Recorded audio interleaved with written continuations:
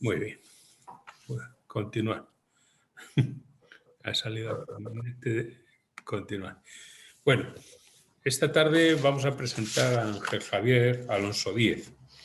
Ángel Javier Alonso Díez es un veterinario, hijo de veterinario de don Ángel Alonso Blanco, eminente profesor de la Facultad de Veterinaria, antes Universidad de Oviedo y actualmente Universidad de León. Ángel Alonso Díez es licenciado en veterinaria en 1981 en la Facultad de Veterinaria de León.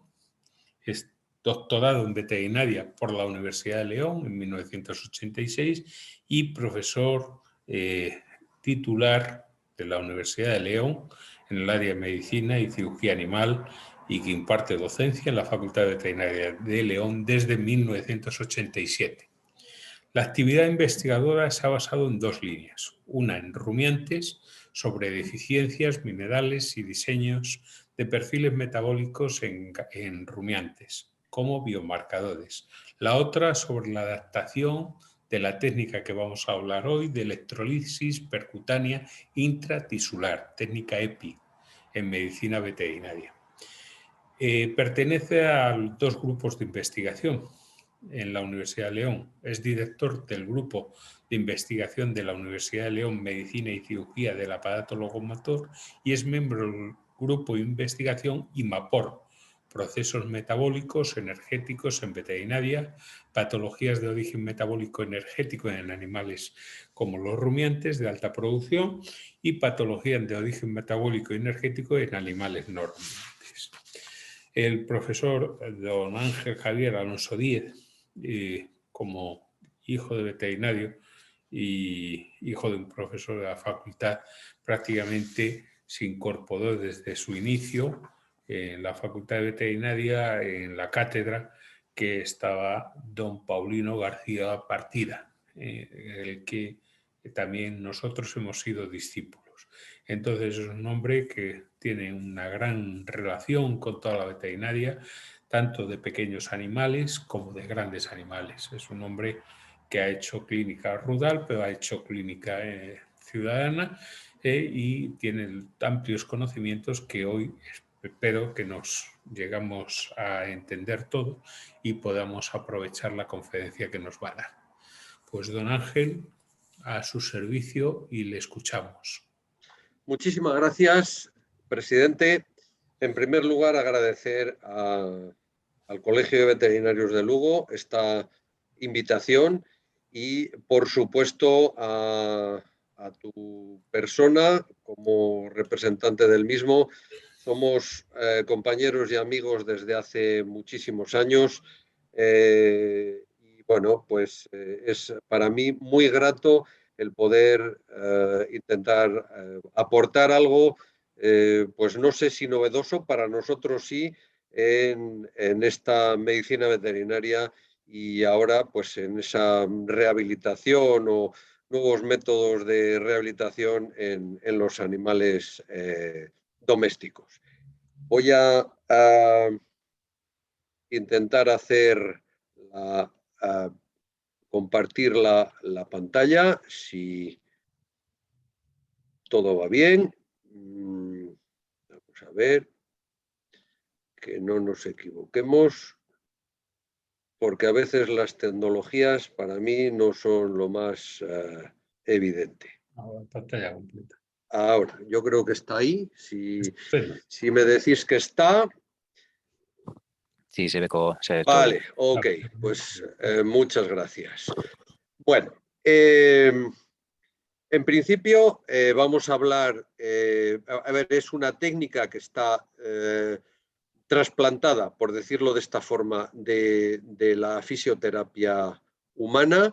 Por lo tanto, yo creo que he buscado la estructura de esta charla, comenzando por una anatomía muy básica de tendones y ligamentos, de su fisiología, a hablar de las alteraciones de esos tendones y ligamentos que los llamaremos tendinopatías, y después de cómo hacemos o cómo podríamos hacer el diagnóstico de esas lesiones, los posibles tratamientos, dentro de los cuales ya incorporaríamos esta técnica de electrolisis percutánea intratisular, la técnica EPI, y inicialmente en humana, y posteriormente hablaremos ya de esta técnica, de esta incorporación a la veterinaria de la misma.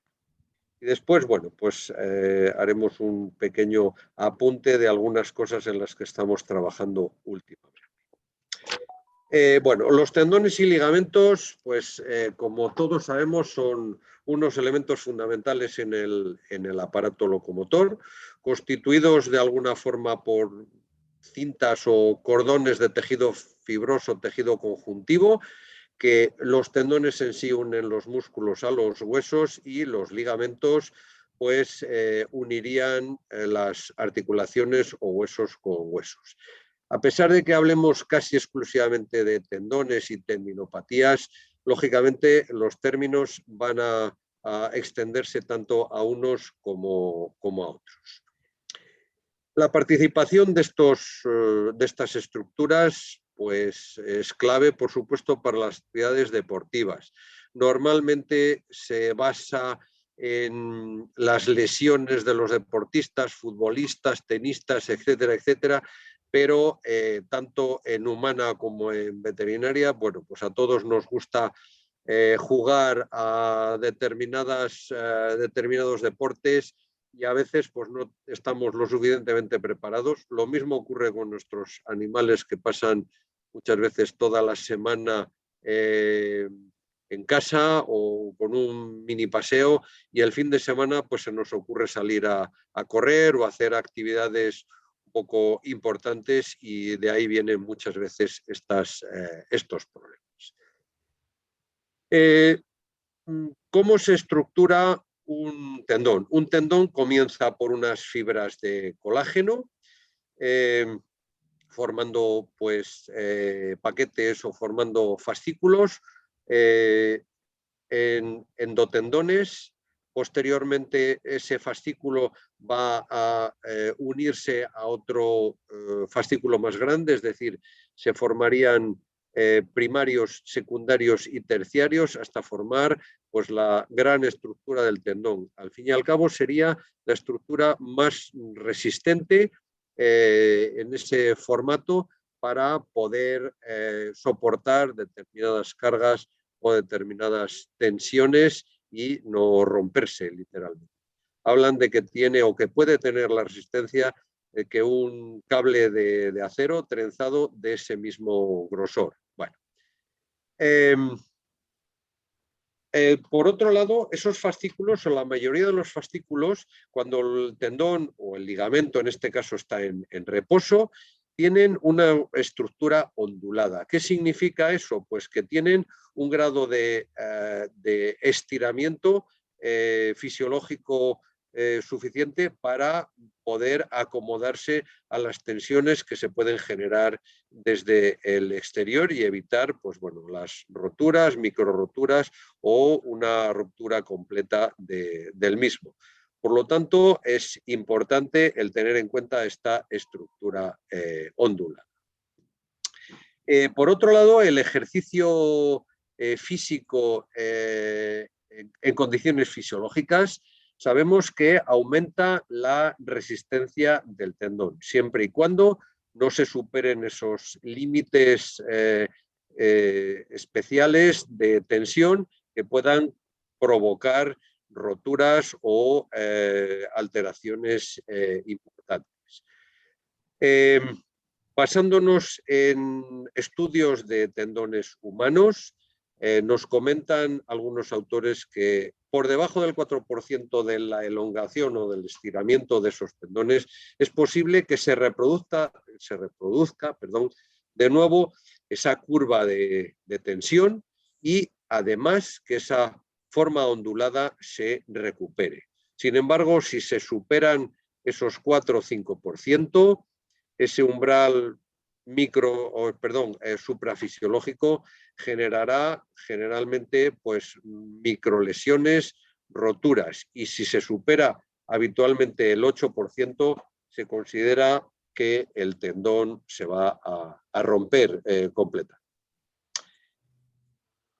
Si el tendón dispusiera, tendón o el ligamento, del tiempo suficiente para recuperarse en buenas condiciones locales de nutrición y de flujo sanguíneo, normalmente el mecanismo de curación sería completo. Sin embargo, conociendo estas estructuras, sabemos que tienen muy poca vascularización, por lo tanto, retrasaría mucho la entrada de esa sangre para llevarse las sustancias deterioradas y recuperar o incorporar las nuevas sustancias o células para que ese tendón se recupere. Y para algunos autores, como Vallée, dice que para que haya una renovación de las fibras de colágeno se superarán los 3 meses aproximadamente.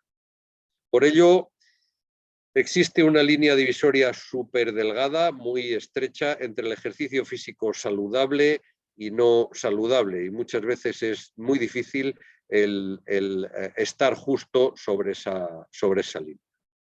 Una imagen microscópica de un ligamento de una rata en el que se pueden observar esos fascículos de los que hablábamos de esa forma ondulada, está en reposo y que ya ha sufrido alguna microlesión. Vemos que existen por aquí algunos pequeños flecos después de un estiramiento importante y esta es la imagen de un ligamento de esos mismos animales en los que se ha superado ese nivel de tensión y se puede ver pues esa rotura grande y masiva de la mayoría de las fibras. Evidentemente, pues para recuperar esto es bastante difícil por sí solo si no se toman otras medidas. Por lo tanto, unas demandas externas o extremas de tensión van a generar con el ejercicio normalmente excesivo una hipertermia y eso va a provocar unos microtraumatismos para llegar a la conclusión de una lesión tendinosa.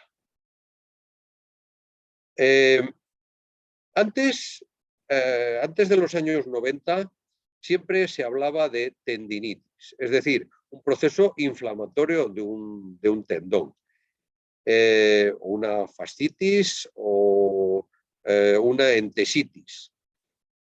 Cuando se empezaron a hacer resonancias magnéticas de una forma importante en esas zonas, en esos tendones, en medicina humana fundamentalmente, se descubrió que había alteraciones que significaban más una degeneración del tendón que un proceso inflamatorio puro.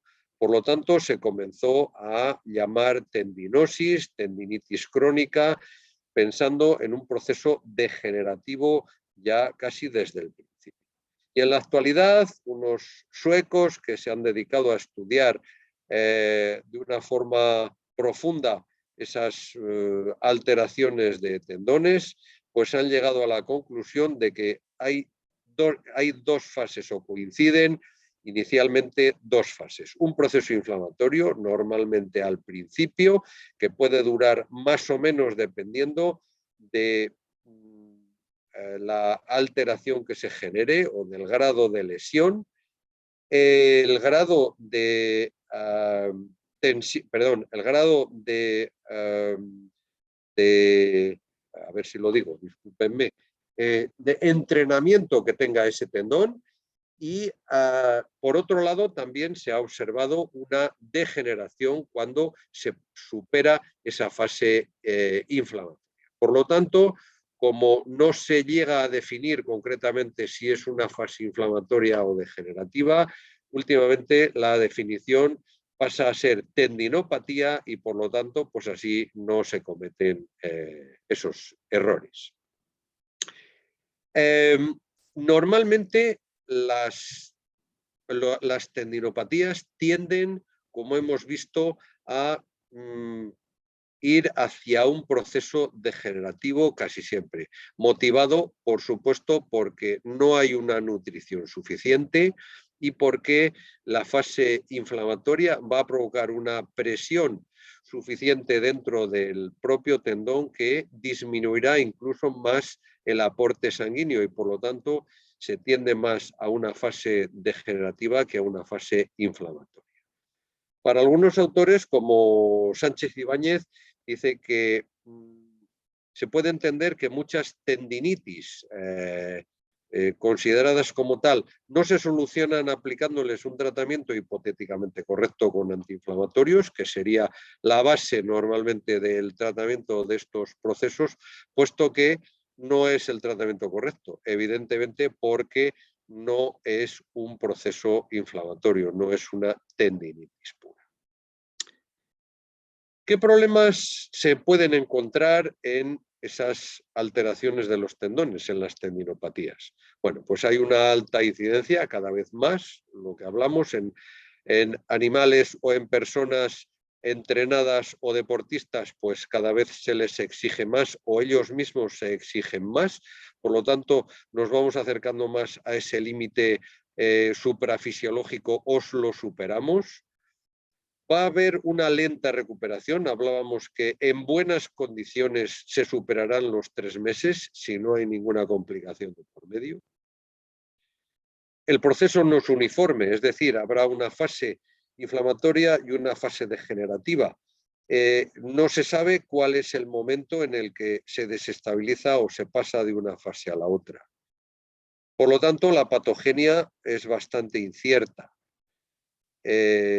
Después hay mucha variabilidad anatomoclínica. ¿Eso qué significa?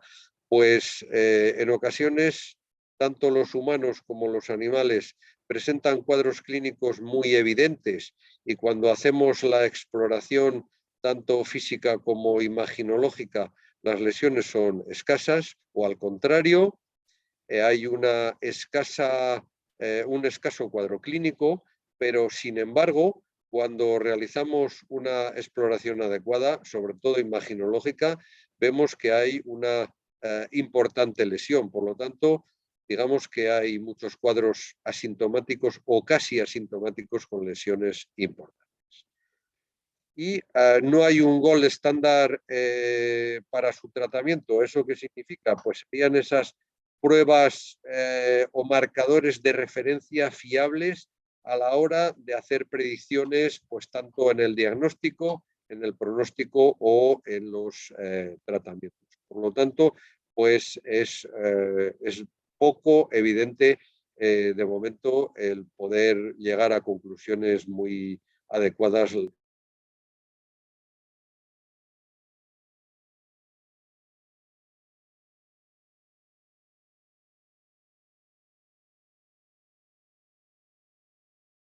Perdona, Ángel, ¿tienes el micro desactivado?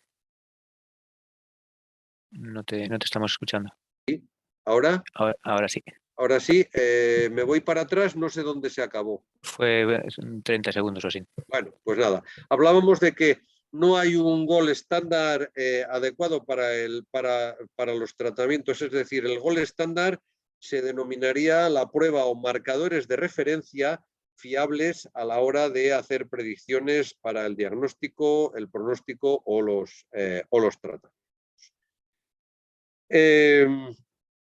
En cuanto a las características histopatológicas, pues vamos a hablar cuando se supera ese umbral fisiológico del estiramiento, se van a producir roturas en el interior del tendón. Normalmente la vaina externa aguanta.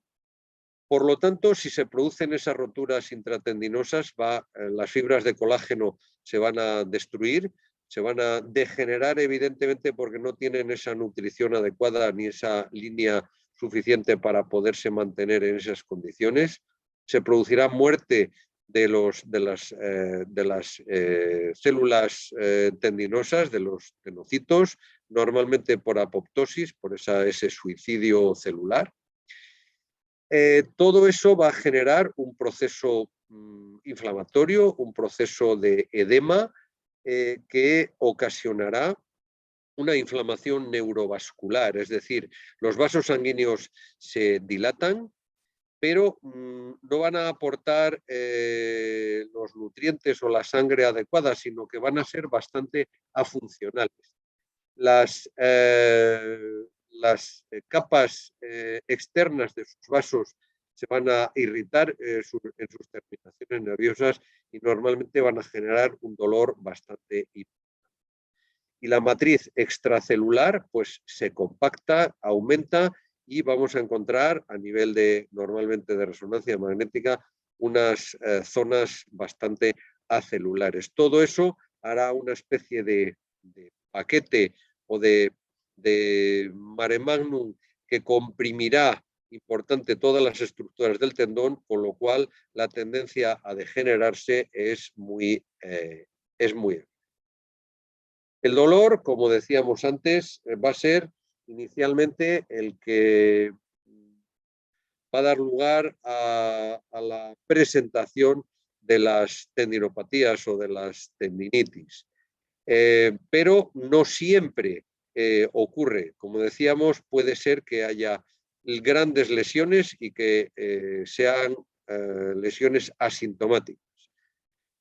¿Cuándo se produce dolor? Pues normalmente cuando hay una inervación sensorial irritada y cuando hay un incremento del glutamato, que es básicamente el neurotransmisor a través de esas vías nociceptivas y que provocará ese grado de dolor más o menos importante.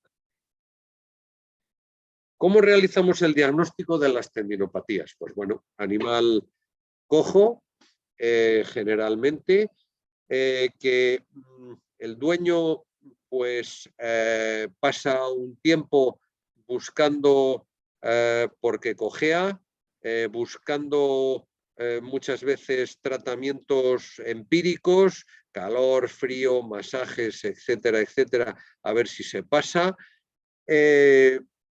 Normalmente cuando nos llegan, pues ya ha pasado un periodo de tiempo importante y desde el principio pues no tenemos muchas posibilidades de realizar esas valoraciones. Necesitaríamos casi siempre hacer primero una valoración dinámica, es decir, viendo caminar al animal, al paso y normalmente al trote si es posible. Y después haremos una exploración física lo más exhaustiva posible en la zona donde suponemos que existe la lesión. Posteriormente a ello, pues pasaremos a un diagnóstico imaginológico fundamental, que no deberíamos descartar ninguno, desde las radiografías, en el que muchas veces, a pesar de ser tejidos blandos, somos capaces de observar lesiones importantes. La ecografía, que probablemente sea la reina del diagnóstico en las alteraciones musculoesqueléticas, y la resonancia magnética. Bueno, evidentemente podría haber otras. De cualquier manera, la resonancia magnética quedaría un poco relegada a pequeños animales, en principio a perros, puesto que los equinos, la resonancia magnética, pues como comprenderán, es muy complicado tener que hacer una anestesia general a un equino, meterlo en máquinas que tienen que ser especiales, etcétera. Por lo tanto, pues básicamente nos quedaríamos con estas dos, con la ecografía y las radiografías en equinos y las tres en pequeños animales cuando no somos o no tenemos muy claro el diagnóstico en la ecografía y en los rayos X. En cuanto a los tratamientos, una vez que hemos llegado a esa conclusión diagnóstica, pues buscaremos algo que sería encontrar resultados a muy corto plazo y que se mantuvieran a muy largo plazo. Eso es pues una hipótesis, es a veces una panacea, pero es lo que tendríamos que buscar. Si administramos un fármaco, digamos un antiinflamatorio no esteroideo por vía sistémica, debería de producirse una biodisponibilidad plasmática en la mayoría de los lugares. Sin embargo, como hemos visto antes, en zonas periféricas o en zonas con muy poco aporte sanguíneo, probablemente el efecto que buscamos va a ser pequeño o incluso va a ser nulo. Se han probado muchos tratamientos, por ejemplo, la aplicación de esas células mesenquimales, células madre, o los precursores, el plasma rico en plaquetas, con un inconveniente. Primero, no hay muchos datos de este tipo de tratamientos y tiene el inconveniente de que estamos intentando introducir unas células madre en una zona prácticamente maciza, un tendón que va a estar relleno, con lo cual la cantidad de células va a ser tan pequeña que no estamos muy seguros que verdaderamente tenga el efecto que buscamos. Diferente es administrarlo pues, en una cavidad, en una articulación, por ejemplo, o incluso en un músculo, en una zona lesionada, una rotura muscular. La radiofrecuencia a 448 kilohercios, pues el famoso, conocido como Indiva, aunque ahora hay otras marcas, pues sabemos que activa el metabolismo celular,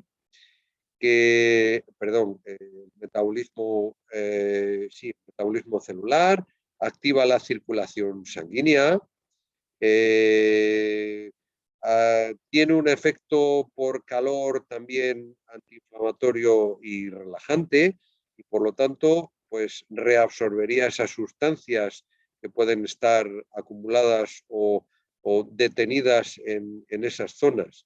Pero de momento no hay estudios suficientes para garantizar o recomendar exclusivamente ese tratamiento para las tendinopatías. Sí que se ha estudiado más en la recuperación de zonas cartilaginosas porque se activan los condrocitos, sobre todo en medicina humana.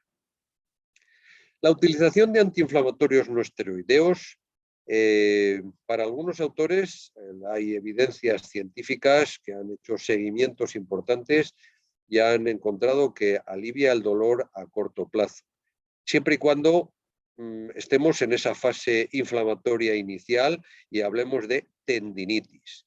Otros investigadores han visto que la mejoría a corto plazo es escasa o nula, probablemente porque hayan pasado ya a la fase degenerativa y por lo tanto pues no hayan conseguido ya ese factor antiinflamatorio que se buscaba.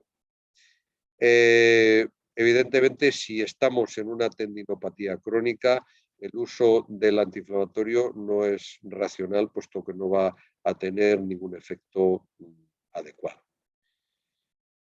Las infiltraciones con glucocorticoides es bastante frecuente en los procesos dolorosos de tendones, el que se administren esas infiltraciones de glucocorticoides, sobre todo cuando se han probado, se han intentado otros tratamientos, vamos a llamarlos hipotéticamente convencionales, y a corto plazo se sabe que funcionan bien. Sin embargo, a largo plazo algunos autores dicen que se invierte el efecto. Y hay alguien que también ha estudiado en profundidad esas infiltraciones de glucocorticoides y en las tendinopatías del tendón de Aquiles en medicina humana han descubierto que pueden estar asociados con su rotura posteriormente a las administraciones de esos glucocorticoides, con lo cual, bueno, pues el disponer de ese tratamiento y el recomendarle, pues quizá no sea de momento lo más conveniente. El tratamiento quirúrgico, pues normalmente se reserva para, una vez que ya han fracasado el resto de los tratamientos, después de varios meses, pues se puede intentar ese tratamiento quirúrgico. Al fin y al cabo sería la incisión normalmente longitudinal del tendón en su zona más deteriorada, se haría una limpieza lo más exhaustiva posible y se activaría ese proceso de cicatrización orgánica hasta que se recupere. Normalmente da lugar a unas cicatrices muy importantes y no están recomendando mucho estos tratamientos. En nuestra medicina veterinaria, los equinos, pues el tener que mantenerse en pie en la mayoría del tiempo, con lógicamente una funcionalidad tendinosa prácticamente permanente, las cirugías pues quedan prácticamente relegadas a momentos extremos. No se suele recomendar porque no dan buenos resultados. Se suelen sobrecargar las extremidades contralaterales y entonces pues no se suele ganar nada en estos tratamientos. Por el año 2005 aproximadamente, José Manuel Sánchez, doctor por la Universidad de León, fisioterapeuta, pues tuvimos la oportunidad de conocerle por una serie de circunstancias personales o familiares y bueno, pues nos habló de esta técnica, nos resultó bastante interesante y bueno, empezamos a profundizar en la misma. Es el creador de la electrolisis percutánea intratisular, ecoguiada, una técnica contrastada en medicina humana y que el grupo del doctor Sánchez pues ha conseguido curaciones superiores al 90% en deportistas de alto nivel. A partir de ahora, esta electrolisis percutánea intratisular la llamaremos técnica EPI, que es como está registrada. Esta técnica EPI consistiría en la aplicación de corriente continua a través de una aguja y va a provocar una reacción electroquímica en la zona degenerada o lesionada de ese tendón, en esa zona de tendinopatía. Los efectos biológicos que podemos encontrar con la técnica EPI sería primero un neuromodulador, es decir, que va a disminuir el dolor local por el proceso inflamatorio del tendón, va a generar una desionización y por lo tanto subirá el pH, va a eliminar o por lo menos modificar todos esos radicales libres que se están produciendo en esa zona degenerada, por lo tanto habrá un control de la inflamación. Habrá una licuefacción de ese mazacote del que hablábamos antes, lo que significa que se movilizarán esos fluidos en la matriz extracelular y por lo tanto favorecerá la resorción de los mismos. Cuando se produce un impacto brusco eléctrico, va a generar una estimulación de la síntesis de fibras de colágeno, con lo cual pues ya tendremos un factor positivo para acelerar ese proceso regenerativo. Habrá una electrotaxis, por lo tanto va a haber una migración celular, probablemente por ese efecto de electrolisis, y esas células que van a aportar pues mucha cantidad de macrófagos, sobre todo, eliminarán las sustancias que se han degenerado y irán eliminando y dejando lugar para que puedan colocarse esas nuevas células y esas nuevas fibras. Y después la electrolisis, que al fin y al cabo es una hidrólisis. Probablemente se pregunte, dice, ¿cuánta intensidad de corriente necesitamos para que se produzca todos estos efectos a través de la aguja? Bueno, se ha demostrado últimamente que la intensidad es indiferente. Desde 0,1 miliamperes hasta 15 miliamperes puede utilizarse en principio sin problemas y con toda seguridad dentro de un tendón, sin lesionarle. Sin embargo, pues lo que importa en este caso es la carga eléctrica acumulada, es decir, el efecto final de toda la cantidad de energía eléctrica que añadamos en el interior de ese tendón a través de la aguja. La técnica EPI es, al fin y al cabo, un proceso químico en el que, y esto es muy importante, no se va a producir ni cocción ni electrocución. Por lo tanto, no va a lesionarse, no va a quemarse el tejido tratado. Eso es muy importante. Por lo tanto, normalmente, y está demostrado, que por mucha carga que se introduzca en un tendón lesionado, no va a lesionarse más, y en un tendón sano, inicialmente tampoco va a producirse ninguna, por lo menos unas alteraciones, unas pequeñas alteraciones.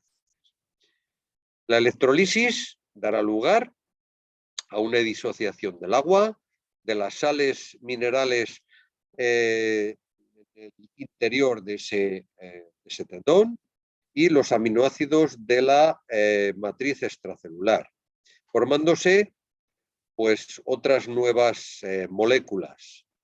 Una reacción orgánica a través de esa aguja catódica que dará lugar a una inflamación aguda y muy localizada, tanto por el paso de la corriente como por la formación de alguna sustancia, como por ejemplo NaOH, cuando se desdobla el cloruro sódico y el agua, y se unirá ese sodio y ese hidrogeniones y oxígeno, formando la sosa, al fin y al cabo, y liberándose algún gas que en principio no tiene ningún efecto que de momento se sepa ni favorable ni perjudicial, que es el cloro y el gas hidrógeno.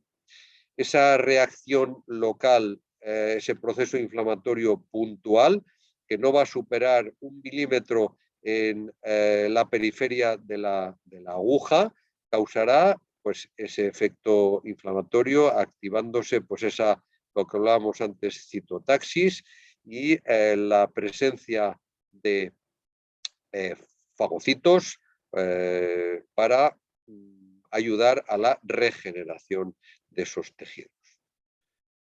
La aguja catódica como electrodo activo es importante, puesto que va a elevar el pH de la zona de intervención. Normalmente hay acidosis, esa acidosis bloqueará todos los mecanismos de regeneración. Cuando se sube el pH, todos esos mecanismos mejoran. Se va a producir lo que ya hablamos antes, una licuefacción o liberación de los tejidos fibróticos y necróticos, y ayudará a recuperar todo ello. Va a disminuir ese dolor ya casi de forma inmediata, y además es germicida. Ninguna aplicación de EPI se ha infectado o contaminado a través de la aguja. De cualquier manera, estamos haciendo ahora pruebas con determinadas bacterias, impregnando la aguja y haciendo cultivos y pasando corriente para ver si verdaderamente es absolutamente germicida o es una casualidad. En un futuro no muy lejano podremos tener unos resultados ya suficientemente claros con esto. En humana, el grupo del doctor Sánchez ha conseguido curaciones cercanas al 100% en deportistas con buen pronóstico en prácticamente 3 semanas. Él nos dice que un futbolista no puede estar parado mucho tiempo porque, lógicamente, las implicaciones económicas son muy importantes, y cuando hay alguna alteración, una tendinopatía de mal pronóstico, han conseguido casi hasta un 50% en 6 semanas. Eso lo corrobora un estudio de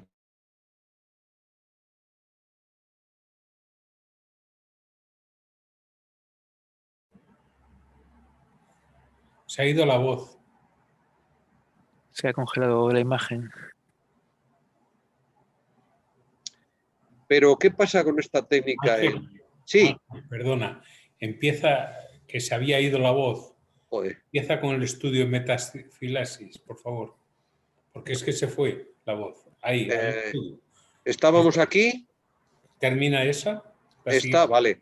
Decíamos que el grupo del doctor Sánchez ha conseguido con curaciones casi del 100% de deportistas de alto nivel, normalmente de futbolistas, en el que lógicamente el estar parados implica una alteración económica tanto para el club como para los patrocinadores importante en menos de 3 semanas, y cuando hay problemas de mal pronóstico, de tendinopatías, han conseguido curaciones casi de la mitad, del 50% en aproximadamente 6 semanas.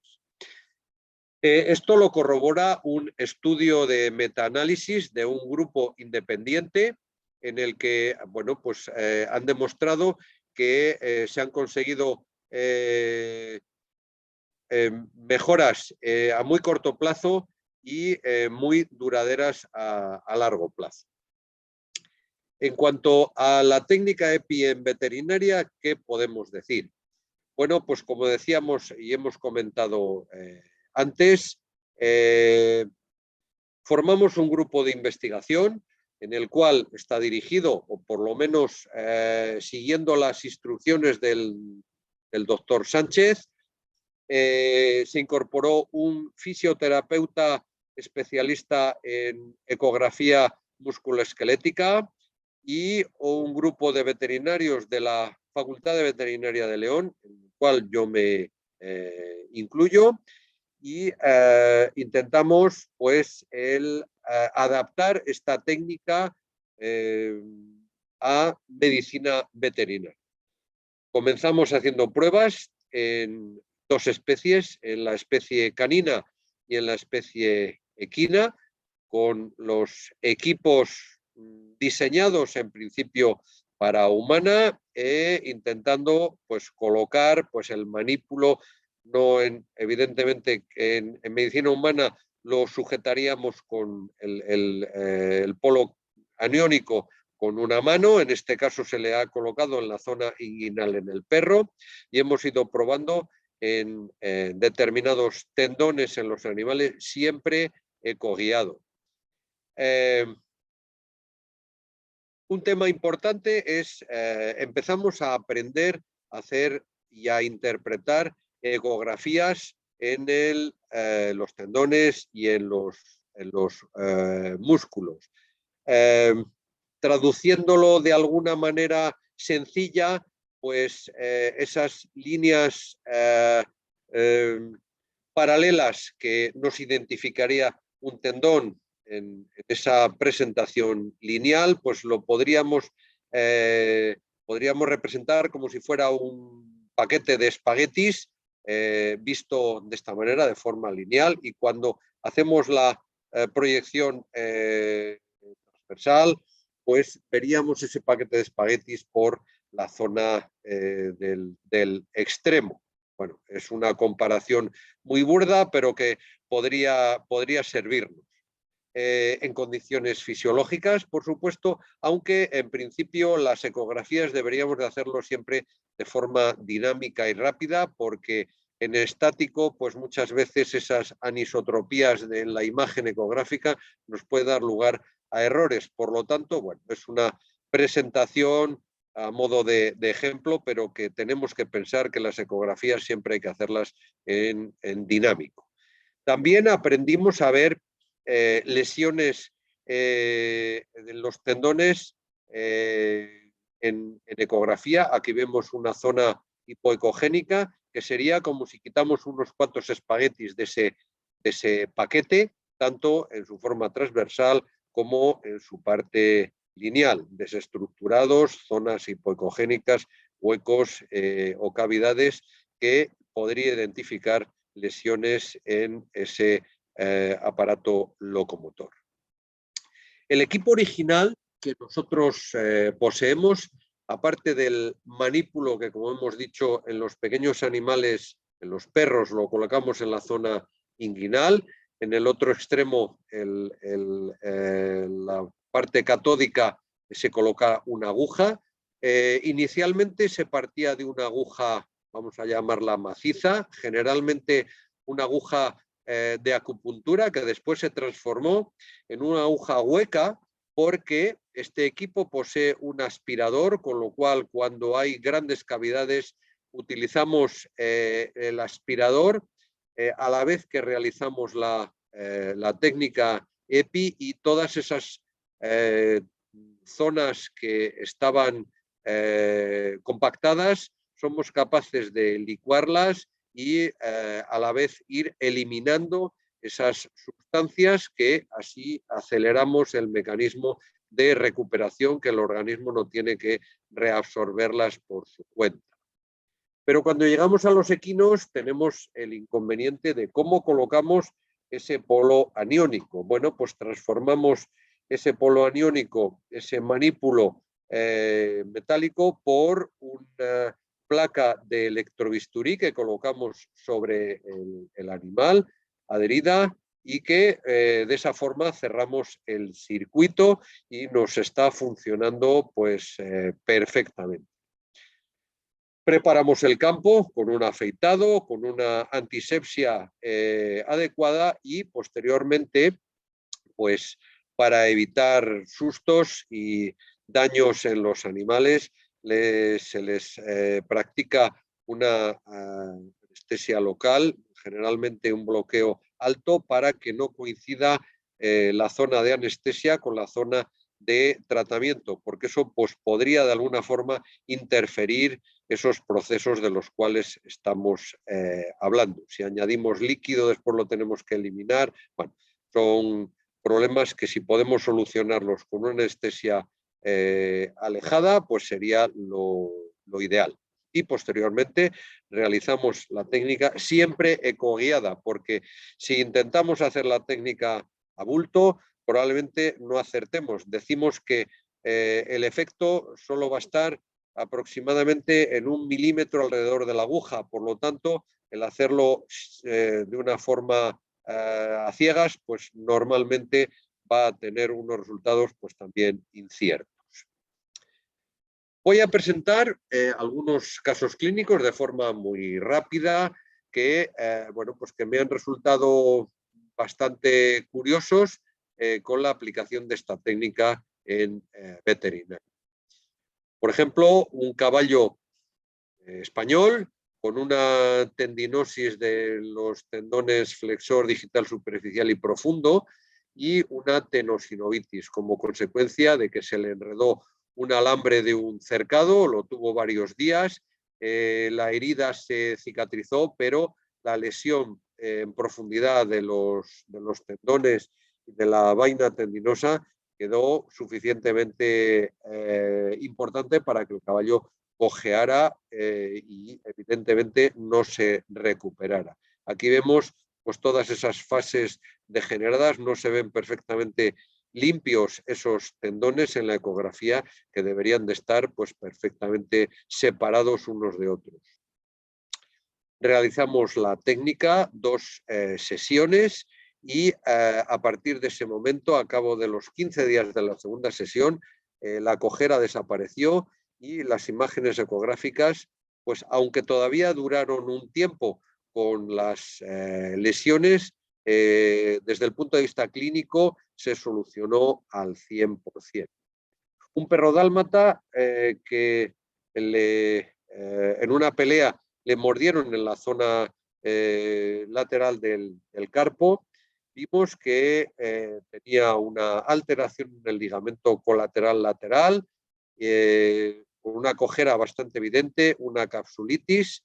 Se le administraron 2, bueno, aquí vemos zonas cavitarias, zonas de hipoecogenicidad, aquí tenemos los huesos del carpo, y después de 2 sesiones el animal se recuperó. De hecho, una de las veces, después de la segunda sesión, el dueño nos comentaba que se escapó un día y fue corriendo detrás del coche durante 4 kilómetros, lógicamente sin que el dueño se diera cuenta.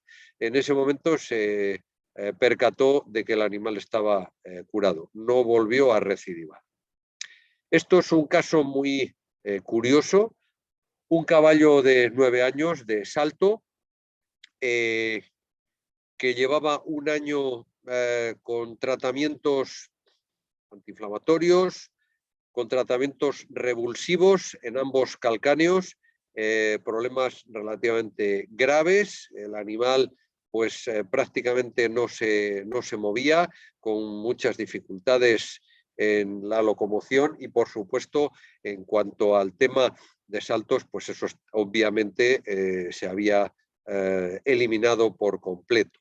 Se le hizo un diagnóstico ecográfico exhaustivo y, por ejemplo, en el calcáneo izquierdo vemos que está absolutamente degenerado. Hay más zonas hipoecogénicas que ecogénicas, pues casi a punto de romperse el tendón en esa zona del hueso calcáneo. El otro pues está un poco menos deteriorado, pero también con zonas muy evidentes de degeneración. Se le hicieron 2 sesiones. Aquí tenemos, por ejemplo, el efecto gas. Una vez que se ha colocado la aguja, vemos cómo se produce esa salida de los gases alrededor de la misma durante la aplicación. Ahí vemos en la zona estática, pero aquí vemos cómo se está produciendo ese efecto gas. Una yegua con una tendinitis del flexor digital superficial, con una única sesión. Después, por otros motivos, el dueño no volvió, pero nos remitió que no volvió a tener más problemas en ese tendón. Aquí vemos una zona también hipoecogénica y deteriorada en ese tendón flexor digital superficial.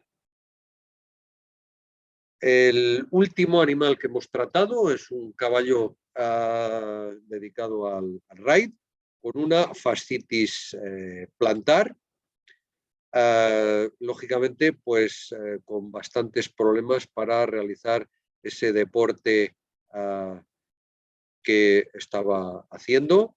Hicimos pues una exploración dinámica, una exploración manual y posteriormente una ecografía en la que vemos, bueno, pues los fascículos del tendón flexor superficial, digital superficial, bastante bien, aceptables. Sin embargo, vemos el deterioro de esa fascia con zonas heterogéneas, no sigue un patrón lineal y por lo tanto pensamos que existe esa fascitis en ese lugar.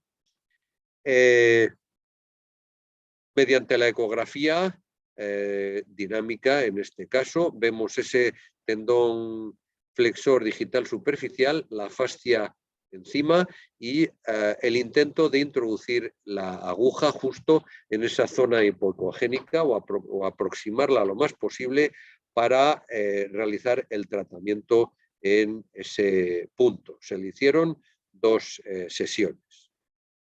Una perrita con una lesión en la articulación escapulohumeral izquierda, aparentemente en ese hombro izquierdo. Es una perra de canicross, de trineo, en el cual se hizo un diagnóstico ecográfico de esa zona articular y hemos visto pues, un proceso de tendinitis, tendinosis en una fase muy avanzada, en el que el tendón del supraespinoso está muy deteriorado. El tendón del bíceps prácticamente no se ve, está con la cápsula pegada al tendón, es decir, hay un proceso, bueno, aquí lo vemos un poco más en grande, está muy heterogéneo y por lo tanto esa fase es bastante evidente de deterioro. Se hicieron 2 sesiones y 2 meses después se le volvió a hacer un chequeo ecográfico en el cual aquí ya vemos el tendón del bíceps que está perfectamente identificado, todavía tiene líquido alrededor del tendón, pero ya está perfectamente identificado y el tendón del supraespinoso está bien marcado y ya bien definido. Después de 5 meses podemos ver los resultados del tratamiento. Evidentemente el animal no estuvo en reposo absoluto de ninguna manera, sino siempre se recomienda un reposo activo para que con las cargas potencialmente importantes pueda producirse un alineamiento de esas fibras de colágeno. Algunos de nuestros pacientes están encantados de poder volver a realizar la actividad en la que más disfrutan, y es el correr por la nieve tirando de un trineo. ¿Recuerdan el caballo con las lesiones en los tendones de Aquiles? Bueno, pues después de 8 meses, este es el resultado. Está saltando ya 1,30 m, dueño, y probablemente el caballo estará muy contento. No se le nota muy atrofiado y por lo tanto, bueno, pues es un éxito para nosotros. Un perro del Barco de Valdeorras, concretamente, vemos la extremidad posterior izquierda, en el cual su calcáneo llega prácticamente hasta el suelo. En la exploración dinámica lo vemos, en la exploración manual nos damos cuenta de que hay un engrosamiento del tendón de Aquiles muy grande y que el músculo gastrocnemio está prácticamente atrofiado. Nos enviaron una radiografía, no nos enviaron ecografías, aunque después hicimos, y vemos pues un proceso inflamatorio terrible del tendón de Aquiles, con una alteración ya muy crónica, porque ya tenemos en tesofitos, ya existen ya calcificaciones intratendón, por lo tanto eso nos dice que ya lleva muchísimo tiempo, y también, por supuesto, pues esa degeneración o esa alteración del músculo gastrocnemio. Hicimos los tratamientos correspondientes con la electrolisis percutánea intratisular, pensando no solo en la intensidad, sino sobre todo en la carga eléctrica acumulada, 11.700 julios para un tendón de Aquiles y un perro de ese tamaño es importante, esa carga que hemos administrado. Y bueno, aquí tenemos, aunque sea en radiografía, el resultado después de 4 meses. Este sería el estado inicial y este es el estado en el cual, en este caso, hemos hecho la valoración siguiente. Ya no hay entesofitos, ya no hay esos pequeños calcificaciones en el interior del tendón. En este caso ya el cuadro clínico era muy poco evidente y nos mandaron unas imágenes después de 4 meses con el animal. Ahora yo creo que nos cuesta trabajo saber cuál es la extremidad que estaba lesionada.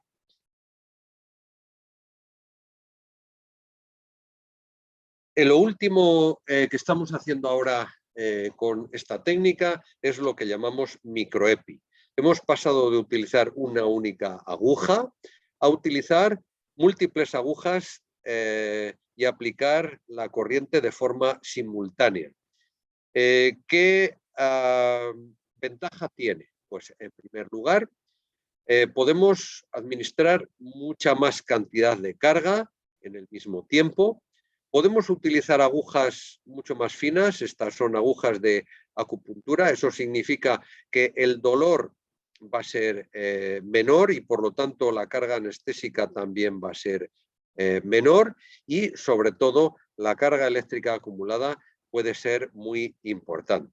En este caso, bueno, pues he puesto una imagen de casi 70.000 julios, pero hemos llegado en este animal a administrar hasta 90.000 julios en cada sesión. La verdad que los resultados han sido bastante favorables, estamos muy contentos. Además de dedicarnos a trabajar y a investigar en la adaptación de esta técnica en estos animales, en equinos y en caninos, hemos hecho cursos para veterinarios y para estudiantes de veterinaria de últimos cursos.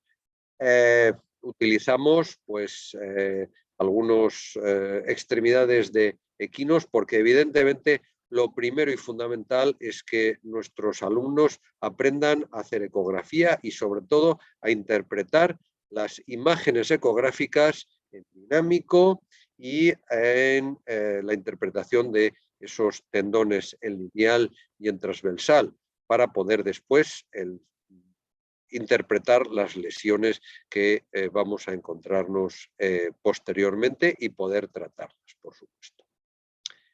¿Qué más cosas hacemos con la técnica EPI? Bueno, pues hemos realizado alguna prueba en órganos quizá muy alejados de los tendones, y es el tratamiento de la distiquiasis palpebral.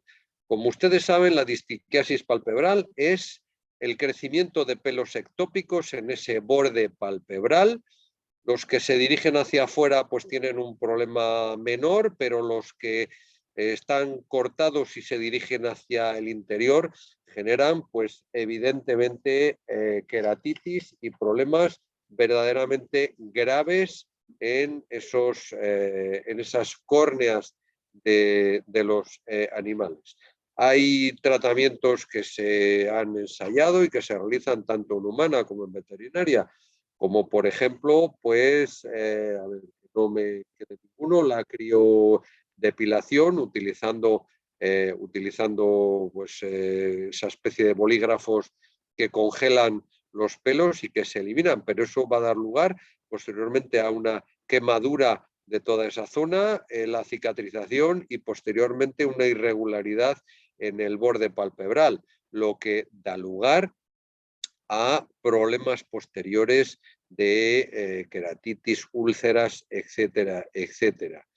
Las electrodepilaciones, que la mayoría de las veces se utiliza corriente alterna y también generan quemadura. La fotodepilación, bueno, pues está muy de moda. El láser, haciéndolo con esas descargas adecuadas, captaría ese haz lumínico, el pelo para destruir el pelo, pero el problema en los animales que son albinos o blancos, pues normalmente los resultados son muy malos porque evidentemente no captan suficiente cantidad de radiación y por lo tanto pues no dan buen resultado. Y después quedaría ya, por supuesto, el tratamiento quirúrgico de eliminar ese borde palpebral mediante cirugía, pero también ocasionaría problemas. Probando con la técnica EPI, utilizando una aguja de acupuntura fina e introduciéndola en cada folículo piloso. En este caso sí que utilizaríamos una alta intensidad, 8 o incluso 10 miliamperios. Conseguimos el desprender el pelo y con una o dos sesiones normalmente hemos conseguido que desaparezcan el 98% de los pelos ectópicos en ese borde palpebral. Y vemos el resultado después de una intervención. La ventaja es que no hay ningún tipo de inflamación aparente en los animales. De hecho, la primera vez que lo utilizamos tuvimos todas las precauciones del mundo, colocándole pues, un collar isabelino, utilizando antiinflamatorios, etcétera, pero después nos hemos dado cuenta, bueno, pues guiados por los dueños, que una vez que se despiertan de la anestesia, el animal no presenta ningún tipo de sintomatología dolorosa en esos párpados. Por lo tanto, pues es una gran ventaja y bueno, pues para el manejo es fundamental. Y ya como resumen, la técnica EPI pues, es una novedosa y prometedora técnica de electroterapia para el tratamiento de las tendinopatías normalmente crónicas, en la que los mecanismos de curación suelen o pueden haber fracasado con los tratamientos convencionales. Y desde el punto de vista de la veterinaria, que es la que a nosotros creo que nos interesa, aunque necesitamos todavía seguir investigando más, la técnica EPI creemos que es una terapia con una gran proyección de futuro en medicina veterinaria. Hasta aquí mi intervención. Muchas gracias por su atención. Muchas gracias, Ángel, por tu magnífica charla, que además nos pone en la línea de ir conociendo otra técnica para la curación y el tratamiento de los animales, ya sean animales de la especie canina o otras especies de animales de compañía o bien de la especie equina. Ahora tenemos un turno de preguntas. Los que quieran hacer alguna pregunta se la pueden dirigir por chat y el coordinador de Kombu nos va a leer esa pregunta que va a ser contestada por el ponente.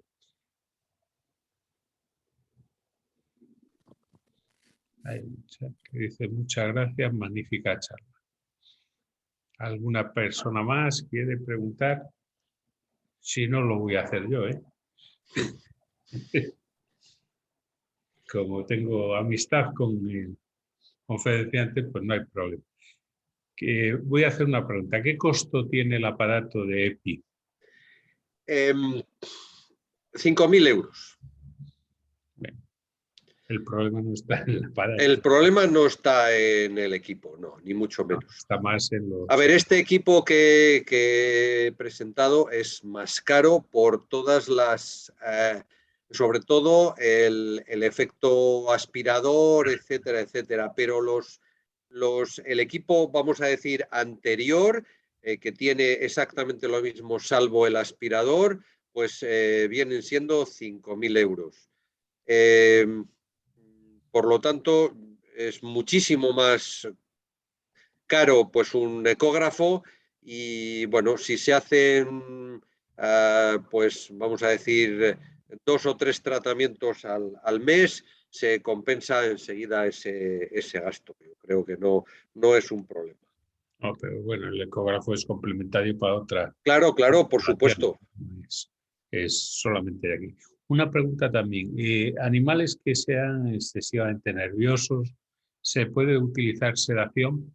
Normalmente en los equinos, cuando no conocemos bien el carácter de los equinos, generalmente se hace una sedación con desmetomidina o detomidina para que se queden relajados y después siempre hacemos una anestesia local para evitar cualquier efecto, porque bueno, en humana yo conozco los efectos en mis propias carnes y mis propios tendones y tiene una sensación de quemazón importante. Ahora con eso que hablamos de microepi, el repartir la carga en multitud de agujas reduce mucho ese dolor, porque antes cuando se hacía con una aguja sola, más de 15 segundos seguidos normalmente era imposible de aguantar. Sin embargo, ahora con 6 o 8 agujas en un tendón de Aquiles, por ejemplo, se puede aguantar perfectamente 10 minutos sin mucho problema. Se soporta bastante bien. Pues gracias. De ¿Alguna verdad. otra pregunta? Parece que no hay de momento más preguntas. No hay más preguntas, pues entonces le damos las gracias al doctor Ángel Javier Alonso Díez por su charla y que estamos abiertos para cuando nos quiera seguir exponiendo las novedades o las aplicaciones de esta técnica. Por cierto, una cosa que me ha quedado una duda, que es, ¿este EPI se está utilizando en tumores? Sí, se está utilizando Humana, ¿eh? en tumores y además pues se utiliza de una manera muy curiosa porque hay algunos productos como, a ver, yo lo tenía recogido en algún sitio, algún tipo de producto, sí, como por ejemplo el cisplatino o la bleomicina, administradas evidentemente por vía endovenosa, en tumores sobre todo cutáneos, cuando se hace EPI en esos, alrededor de esos tumores, está demostrado que se activan la entrada de los quimioterápicos muchísimo más rápido y de forma mucho más eficaz en esas células tumorales y por lo tanto se reduce la cantidad de fármaco a administrar de forma general y por otro lado, bueno, pues con muchas menos sesiones se reduce el tumor. Creo que hay una pregunta aquí en el chat.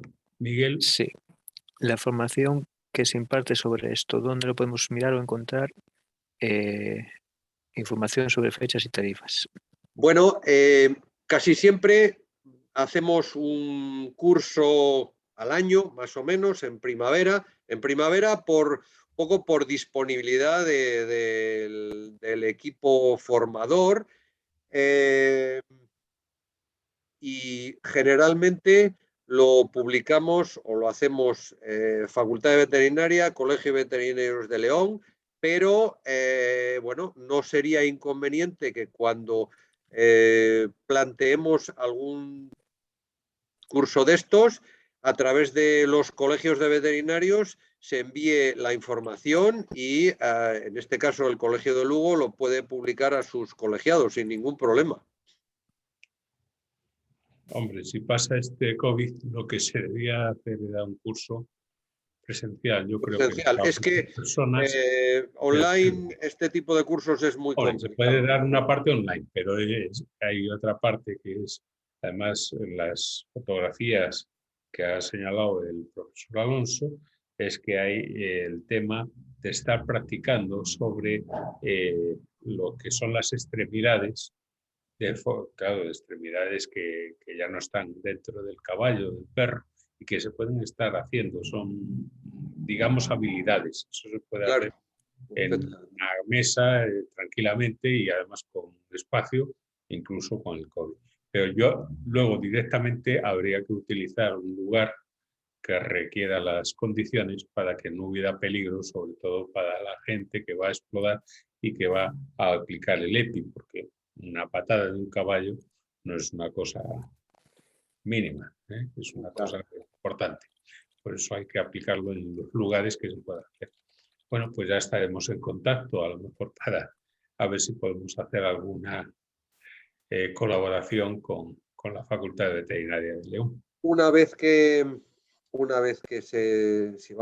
si este problema vírico se va reduciendo y nos planteamos el hacer un curso, quedó obligado, digamos, a mandar toda la información a ese colegio para que todos sus colegiados tengan la misma y al que le pueda interesar, por supuesto, pues contacte con nosotros y podamos buscar las fechas más convenientes.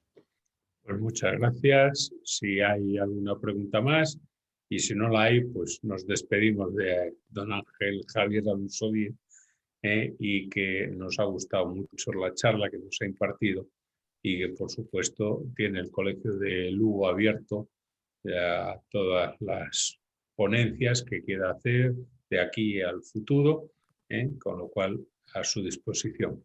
Muchas Muchísimas gracias y bueno, como siempre, un abrazo muy grande para ti, José Luis, y sobre todo muy agradecido de haberme dado esta oportunidad de, bueno, de poder exponer algo en lo que estamos trabajando últimamente. Muchas gracias. Gracias. Hasta luego. Hasta Buenas pronto. tardes. Hasta luego. Adiós.